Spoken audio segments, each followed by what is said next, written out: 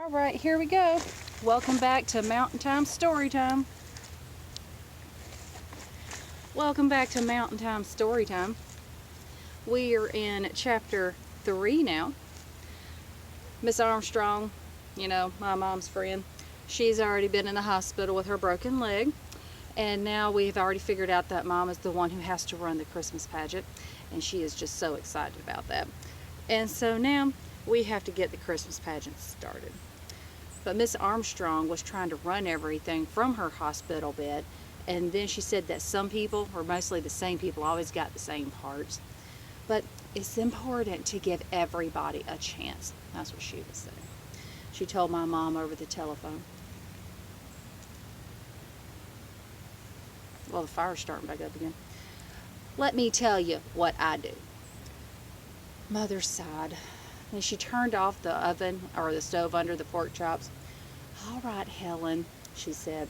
Miss Armstrong called Mom at least every other day, and she always did it at supper time. She started out by saying, don't let me interrupt your supper, and then she'd go right on ahead and do it. And my dad would be pacing up and down the hallway just muttering something under his breath about Miss Armstrong. Here's what I do, said Miss Armstrong. I get them all together and I tell them about the rehearsals and that they must be on time and pay close attention. Then I tell them that the main parts are Mary, Joseph, and the wise men, and the angel of the Lord. And then I always remind them that there are no small parts, just small actors. Do they understand what that means? My mom had said. Oh yes, Miss Armstrong said. Later my mom asked me if I knew what that meant, about the whole small parts and small actor things. I didn't really know, and none of us did. It was just something Miss Armstrong said year after year. I guess it meant that the short kids have to be in the front row of the angel choir so everybody else could see them. I thought so, my mom had said. It doesn't mean that at all. It really means that every single person in the pageant is just as important as every other person in the pageant. That the littlest baby angel is just as important as Mary. I told her to go tell that to Alice Wendelken, but my mom told me not to be so fresh. She wasn't very mad though, because she knew I was right. You could have a Christmas pageant without baby angels and all, but you can't have one without Mary. Miss Armstrong knew that too. I always start with Mary, Miss Armstrong would say. She told Mom over the phone, I always tell them that we must choose our Mary very carefully because Mary was the mother of Jesus. I know that, my mom had said, wanting to get off the phone and go ahead and cook supper. Yes, I tell them that our Mary should be a cheerful, happy little girl who is unselfish and kind to others. Then I tell them about Joseph and that he was God's choice to be Jesus' father. And our Joseph ought to be a little boy. She went on and on and on. And finally, she got all the way to the second wise man when my mom had said, Helen, I have to go now. Somebody's at the door. And there was somebody at the door. It was my own dad. He was standing on the front porch with his coat and hat, leaning on the doorbell. And when Mom let him in, he took off his coat and hat, and then he bowed to her. My good lady, can you please give me some supper? I haven't had a good square meal in 3 days. For goodness sake, Mother said. Come on in. What will the neighbors think of you to see you out there ringing your own doorbell? And why didn't you ring it 10 minutes earlier? Miss Armstrong called Mother 2 more times that week to tell her that people could hem up the costumes, but they couldn't cut them.